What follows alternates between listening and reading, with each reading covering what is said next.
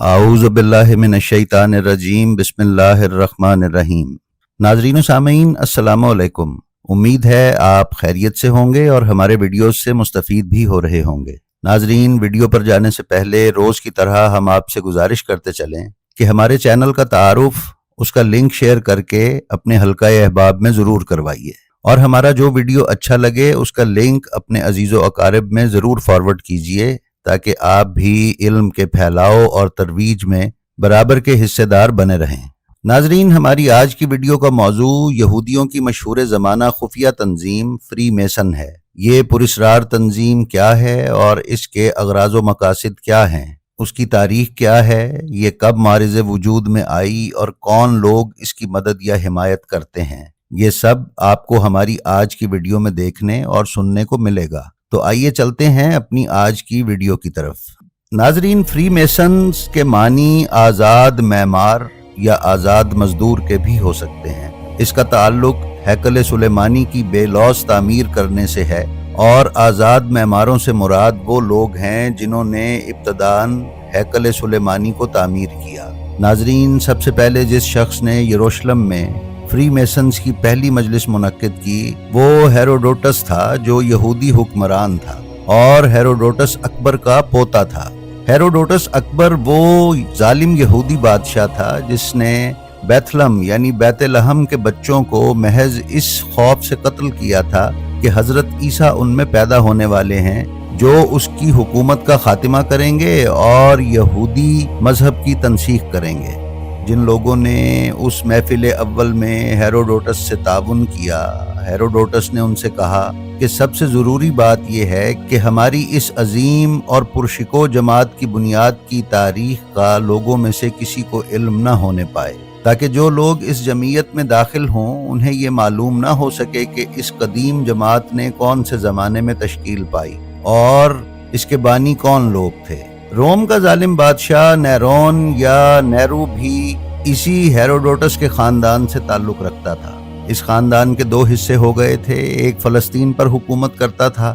جب بخت نصر شاہ عراق نے شکست فاش دے کر انہیں قید کر لیا اور ہیکل سلیمانی کو تباہ کر دیا اور بہت سے یہودی گرفتار کر کے ساتھ لے گیا، تو اس خاندان کے کچھ لوگ روم کی طرف بھاگ گئے۔ نیرو انہی میں سے تھا جس نے بولس یعنی پال دا اپوسل کو قتل کر کے عیسائیت کو تہس نہس کیا اور روم میں یہودیت کا پنجہ گاڑا۔ رومی یہودیوں نے نیرون کے عہد حکومت میں شرق و غرب میں فتنہ و فساد، لاقانونیت اور جبر و استبداد میں کوئی کسر نہ اٹھا رکھی۔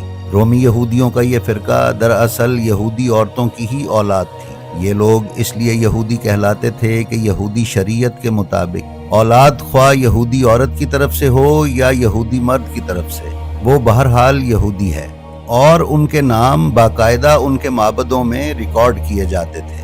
اس کے بعد یہ تنظیم اس حد تک خفیہ ہو گئی کہ یوں محسوس ہوا کہ تقریباً ختم ہو چکی ہے، لیکن اس کے افراد اندر ہی اندر یہودیت کے اغراض و مقاصد کے لیے کام کرتے رہے۔ پھر جب چند صدیوں قبل یورپ میں کلیسائی جبر و تشدد کے مقابلے میں اٹھنے والی عوامی بیداری کی لہر، جس کو رینائسنس یا رینیسنس کہا جاتا ہے، کے آغاز کے ساتھ ہی کلیسا کی حاکمیت کے زوال کے آغاز کے ساتھ ہی چرچ کی تعمیرات کا کام بھی اپنے اختتام تک جا پہنچا، اور یوں وہ آزاد مزدور یعنی فری میسنز کے نام سے جو جانے جاتے تھے بیکار ہوتے چلے گئے۔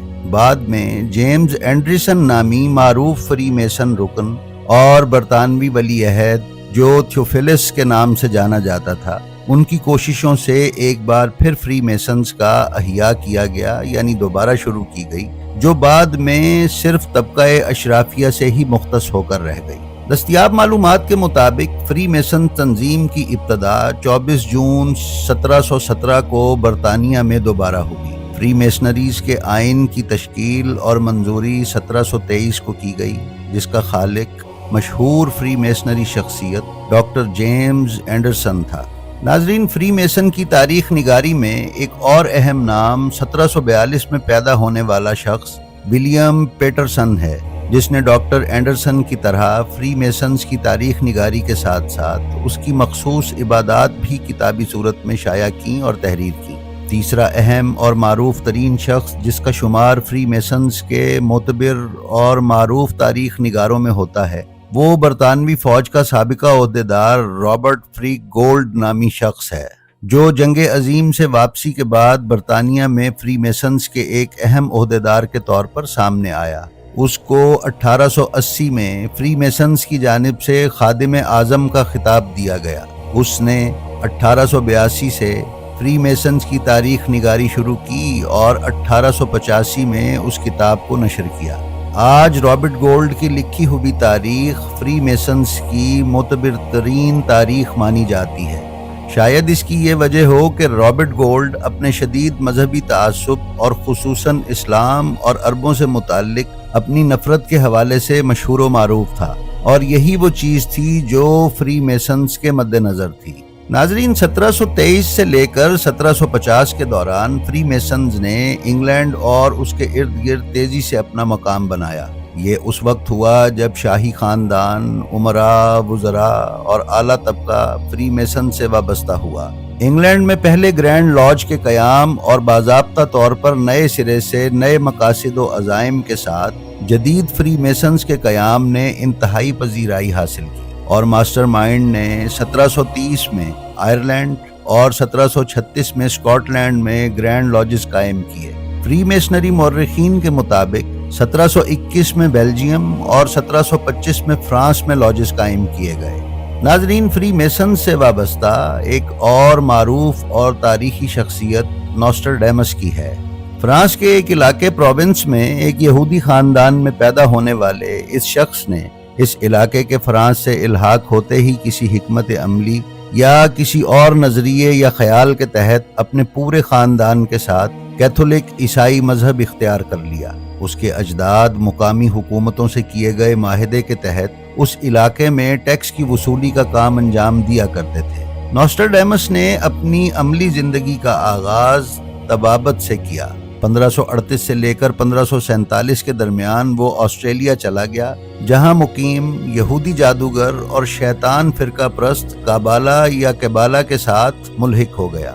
فرانس واپس پلٹنے کے بعد نوسٹرڈیمس جادوگری، غیب گوئی اور کبالا فرقے کی تبلیغ میں مصروف ہو گیا۔ 1550 میں اس نے باقاعدہ اپنی پیش گوئیوں کا آغاز کیا اور معروف ہوتا چلا گیا، یہاں تک کہ آخر 1555 عیسوی میں اس کی پیش گوئیوں کی معروف کتاب شائع ہوئی۔ اس کتاب کی اشاعت کے ساتھ ہی نوسٹرڈیمس پورے فرانس میں مشہور ہو گیا، اور اس کی مشہوری کے باعث اس وقت کی فرانس کی ملکہ کیتھرین نے اس کو فرانسیسی دربار کا شاہی مشاور، طبیب اور منجم مقرر کر دیا۔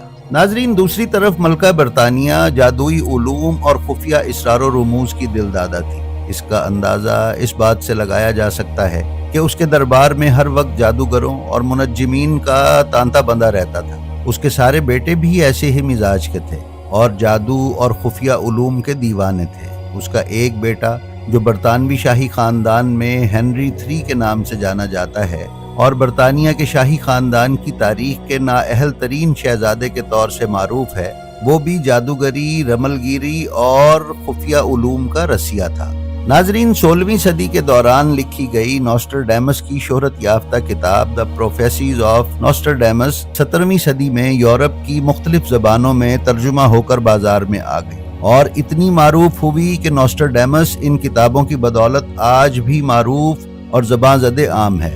نوسٹرڈیمس کی تاریخ اور اس کی کتاب کے مندرجات سے ناواقف یا کم واقف افراد اور دنیا بھر کے سطحی معلومات رکھنے والے افراد کی نظر میں یہ ایک غیر معمولی اور بالکل سچی پیش گوئیوں پر مبنی ایک کتاب ہے، جبکہ حقیقت اس کے بالکل برعکس ہے۔ فرانسیسی زبان میں لکھی گئی اس کی یہ کتاب سینکڑوں ایسے بے ربط اور بے مفہوم فکروں اور رباعیوں پر مبنی ہے جن کا کوئی واضح مطلب نہیں، بلکہ بعض اوقات تضادات پر مبنی ہے۔ سوال یہ ہے کہ نوسٹرڈیمس کی لکھی ہوئی اس کتاب میں بیان ہونے والی پیش گوئیاں درست کیوں ثابت ہوتی ہیں؟ اس کا سادہ سا جواب معروف مغربی فلسفی ول ڈیورانٹ نے اپنی ایک کتاب تاریخ و تمدن میں بیان کیا ہے۔ اس کے بقول کتاب کی عبارتیں اتنی ماہرانہ اور پیچیدہ انداز میں لکھی گئی ہیں کہ وہ آنے والے زمانے میں پیش آنے والے واقعات پر بڑی آسانی سے منطبق کر دی جاتی۔ ول ڈیورانٹ اپنی کتاب تاریخ و تمدن میں ایک اور جگہ اس حقیقت کو منکشف کرتے ہوئے کہتا ہے کہ نوسٹراڈیمس نے برطانوی شہزادے چارلس نہم یعنی چارلس دی نائنتھ کے متعلق دعویٰ کیا تھا کہ وہ 90 سال زندہ رہے گا، جبکہ اس کی پیش گوئی کے ٹھیک 10 سال کے بعد شہزادہ 24 سال کی عمر میں اس دنیا سے چل بسا۔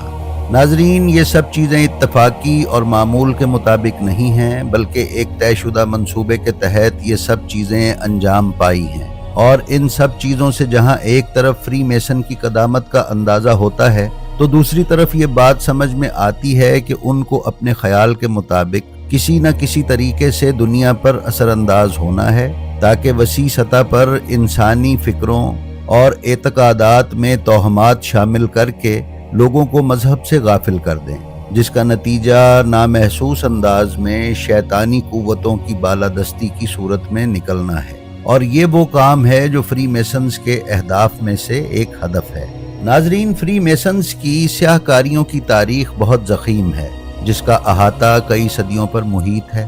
دنیا بھر میں حکومتوں کے تختے الٹ کر اپنے مطیع افراد برسر اقتدار لانے اور قوموں کی ثروت و عزت کو ہڑپ کرنے، انفرادی قتل و غارت گری سے لے کر اجتماعی قتل، فحاشی و فساد کا فروغ، نشہ و مستی میں مبتلا کر کے معاشروں کی بربادی، یہ سب ان کے تاریخی شاہکاروں میں سے چند نمونے ہیں۔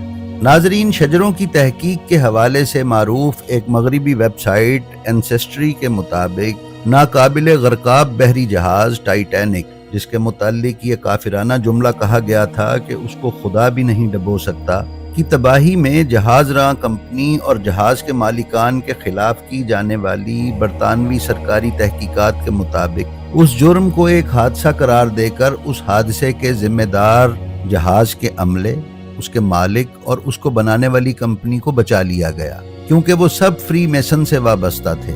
فقط یہی نہیں، بلکہ تحقیقات انجام دینے والی سرکاری کمیٹی کے اراکین بھی فری میسن سے وابستہ تھے۔ برطانوی اخبار ٹیلی گراف کے مطابق اس کے 5 اراکین میں سے 2 اہم ترین نام پروفیسر جان ہارورڈ اور ایڈورڈ چیسٹن فری میسنز کا حصہ تھے۔ اس ویب سائٹ کے مطابق اس سانحے کی تحقیقات کرنے والی کمیٹی کی سربراہی ایک فری میسن لارڈ مرسی یا لارڈ مرسی کر رہے تھے۔ نہ صرف یہ، بلکہ یہ ساری کارروائی لنڈن میں واقع فری میسن کے ایک اہم مرکز میسن لاج میں انجام دی جا رہی تھی۔ برٹش بورڈ آف ٹریڈرز کے صدر سڈنی بیکسٹن خود بھی ایک میسن اور میسن لاج کے رکن تھے۔ بیلفاسٹ شپنگ کمپنی، جہاں یہ جہاز تیار کیا گیا تھا، اس کے مالک بھی فری میسن کا حصہ تھے۔ نتیجہ یہ نکلا کہ ان سارے میسنز نے مل کر اپنی انجمن کے مجرم بھائیوں کو بڑی مہارت سے بچا کر یہ معاملہ تاریخ کے قبرستان میں دفن کر دیا۔ یہ سارا قضیہ ایک اور برطانوی معروف اخبار دی انڈیپینڈنٹ نے بھی اپنے ویب سائٹ پر نشر کیا ہے۔ فری میسن تنظیم کی جانب سے اپنے اراکین کی مجرمانہ سرگرمیوں کے باوجود کی جانے والی پشت پناہی کی ایک اور مثال 1888 میں لندن کے علاقے ایسٹ اینڈ میں کیے جانے والے خواتین کے سلسلہ وار قتل ہیں۔ ان میں ملوث بدنام زمانہ قاتل جیک دا رپر بھی میزونک تھا، اور اس نے سارے قتل فری میسنری کی رسومات کو انجام دینے کے لیے کیے تھے۔ ناظرین، اگر ہم اپنے خطے بر صغیر پاک و ہند میں اس ابلیسی جماعت کی سرگرمیوں کا جائزہ لیں تو ہم کو اندازہ ہو جائے گا کہ خطے کی تباہی کے ساتھ ساتھ اس انجمن نے کس طرح مسلمانوں کی بربادی اور ان کی ثروت کو لوٹنے میں تباہ کن کردار ادا کیا ہے۔ اگر پوری دنیا کو چھوڑ کر فقط بر صغیر پاک و ہند میں اس کی تباہ کاریوں پر تحقیقی کام کیا جائے تو انتہائی ہولناک انکشافات جنم لیتے ہیں۔ ناظرین، جناب بشیر احمد اپنی کتاب فری میسنری میں لکھتے ہیں کہ میسور کی دوسری لڑائی 1780 تا 1784 کے زمانے میں نواب حیدر علی کے خلاف سازشیں فری میسن لاجز میں تیار ہوتی تھیں۔ ایسے ہی شیر میسور ٹیپو سلطان کی برطانوی سامراج کے خلاف میسور کی سن 1799 کی جنگ میں نظام آف حیدرآباد کی افواج کی کمان جس انگریز جنرل آرتھر ولزلے کے پاس تھی وہ فری میسن تھا، اور لارڈ ولزلے گورنر جنرل کا چھوٹا بھائی تھا۔ ٹیپو سلطان نے برطانوی سامراج کو شکست دینے کے مجاہدانہ عزم کے لیے ایک تو فرانس کی مدد لی दूसरे वो फ्रांस की एक इनकलाबी जमात जैकोबिन क्लब के मेंबर बने। उस क्लब के इनकलाबी नजरियात के बायस फ्री मेसन उसके सख्त मुखालिफ थे।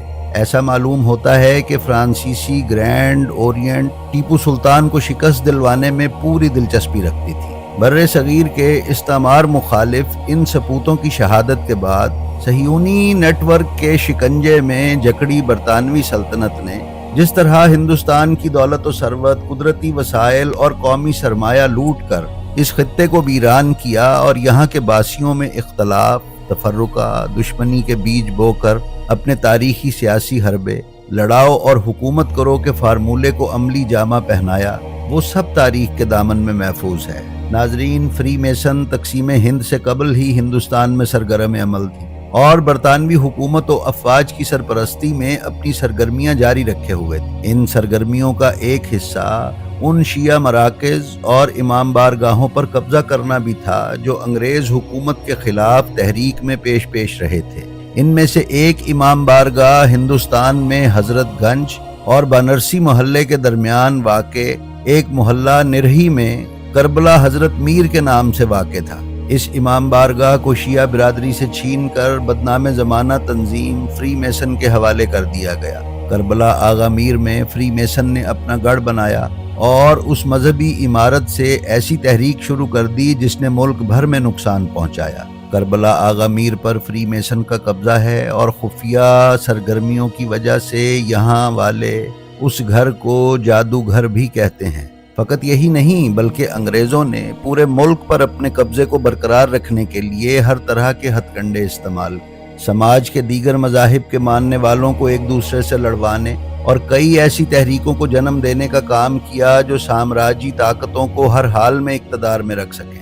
चूँकि अवध में हुक्मरान शिया कौम से थे, इसलिए अंग्रेज़ों ने चुन चुन कर उनके मजहबी मराकज़ पर कब्जा किया और उनको बर्बाद किया या उन इमारतों को दूसरों के हवाले करके एक किस्म से उस कौम को दुख देने की कोई साजिश को हाथ से जाने न दिया। अंग्रेज़ों और ईस्ट इंडिया कंपनी ने यहाँ की मुतअद्दिद इबादत गाहों को छीन कर उनमें हस्पताल, छावनी और गिरजा घर तक बना डाले।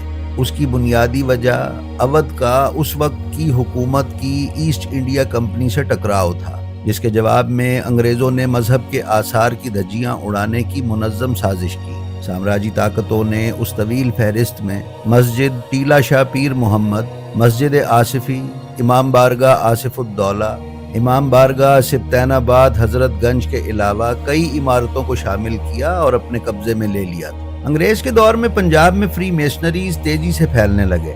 ये बात दिलचस्पी से खाली ना होगी कि महाराजा रंजीत सिंह की फौज के फ्रेंच ऑफिसर जनरल बेंचोरा और लॉर्ड अलार्ड फ्री मेसन्स थे और फ्रांसीसी फ्री मेशनरी से वाबस्ता थे। ना सिर्फ ये बल्कि बरतानवी अफवाज ने अपनी सरपरस्ती में हिंदुस्तान में फ्री मेसन्स को ईजाद किया और उनके कदम मजबूत किए और अपनी लंबी मुद्दत की प्लानिंग के लिए इस शजरा खबीसा को जिस अंदाज में परवान चढ़ाया वो इस सिलसिले में तहकीक करने वाले तमाम मुहक्किकीन की निगाह में अयां है। हिंदुस्तान में फ्री मेशनरी को मुतारिफ करवाने वाले बरतानवी फौजी अफसरान थे। उन्होंने फोर्ट विलियम बंगाल में 1728 में पहली इंग्लिश फ्री मेसन लॉज कायम की। उसी साल ग्रैंड लॉज इंग्लैंड ने जॉर्ज पॉम्फ्रेट को बंगाल रवाना किया ताकि मेसनरी को तरक्की दी जाए। उसने बंगाल की सियासी सूरत हाल की रोशनी में फ्री मेसनरी का किरदार मुतय्यन किया और एक रिपोर्ट तैयार की। 1730 में कलकत्ता में 72 बंगाली लॉजेस का क़याम अमल में लाया गया। कैप्टन रॉल्फ फेयरविंटर पहला सूबाई ग्रैंड मास्टर बना। क़याम पाकिस्तान के वक्त तक ये लॉजेस बहुत मुतहर्रिक हो चुके थे। 1947 में बर्रे सगीर की तकसीम के वक्त साबिक मशरिकी पाकिस्तान के बड़े बड़े शहरों ढाका, चिटागोंग, मुर्शिदाबाद वगैरह में फ्री मेसन लॉजेस कायम थी। उनका ताल्लुक बराह रास्त ग्रैंड लॉज इंग्लैंड से था। नाजरीन, मौजूदा फ्री मेसन्स का मकसद दुनिया में दज्जाल और दज्जाली रियासत की राह हमवार करना है। इसमें 20 बरस से बड़ी उम्र के लोग मेंबर बनाए जाते हैं। बज़ाहिर तो ये सोशल राब्तों और फलाही कामों, हस्पतालों, खैराती इदारों, फलाही इदारों और यतीमों के तालीमी इदारों की एक तंजीम नज़र आती है। अमरीका में इसके मेंबरों की तादाद 80 लाख से ज़्यादा है। बज़ाहिर ये एक खुफिया सिलसिला उखुवत है। खैरात करना उसके अरकान के फ़राइज़ में शामिल है। तंजीम के पास लाखों नहीं खरबों डॉलर्स के फंड हैं। اس کے پیروکار دنیا کے تمام ممالک میں موجود ہیں۔ آپ اس سے اندازہ لگا سکتے ہیں کہ امریکہ کے سابق صدر جارج واشنگٹن اور گوئٹے اس کے سربراہان میں شامل رہے ہیں۔ یہ سن 1771 میں برطانیہ میں قائم ہوئی۔ برطانیہ کا حکمران خود اس کا سربراہ رہا ہے۔ اس کا ہیڈ آفس اب بھی برطانیہ میں ہی ہے۔ ان خیراتی اور فلاحی اداروں کی آڑ میں مسلم دشمنی ہے اور مسلمانوں کو زیادہ سے زیادہ نقصان پہنچانا اس کے اولین مقاصد میں سے ہے۔ ناظرین، اکثریتی مسلم آبادی والے بہت سے ممالک میزونک اداروں کو اپنی سرحدوں کے اندر جانے کی اجازت نہیں دیتے ہیں، تاہم ترکی اور مراکش جیسے ممالک نے گرینڈ لاجز قائم کیے ہیں، جبکہ ملیشیا اور لبنان جیسے ممالک میں ڈسٹرکٹ گرینڈ لاجز گرینڈ لاج سے وارنٹ کے تحت کام کر رہے ہیں۔ پاکستان میں 1972 میں اس وقت کے وزیر اعظم ذوالفقار علی بھٹو نے فری میسنری پر پابندی عائد کر دی تھی اور لاجز کی عمارتوں کو حکومت نے ضبط کر لیا تھا۔ 1917 کے اوائل میں عراق میں میزونک لاجز موجود تھے، جب United Grand Lodge of England UGLE کے تحت پہلا لاج کھولا گیا تھا۔ UGLE کے تحت 9 لاجز 1950 کی دہائی تک عراق میں موجود تھے اور پھر 1923 میں ایک سکاٹش لاج تشکیل دیا گیا تھا، تاہم انقلاب عراق کے بعد پوزیشن تبدیل ہو گئی اور 1965 میں تمام لاجز کو بند کرنے پر مجبور کیا گیا۔ جی تو ناظرین، ہمیں امید ہے کہ ان دونوں ویڈیوز کو دیکھنے کے بعد آپ فری میسن اور اس کے اراکین کے اغراض و مقاصد سے اچھی طرح واقف ہو گئے ہوں گے۔ یہ تنظیم کیسے معرض وجود میں آئی اور ساتھ ہی ساتھ اس کی تاریخ سے بھی آپ کو آگاہی ہوئی ہوگی۔ اپنا اور اپنے گرد و پیش والوں کا بہت خیال رکھیے اور خلق خدا میں آسانیاں تقسیم کرتے رہیے۔ خدا آپ کا حامی و ناصر ہو۔ السلام علیکم۔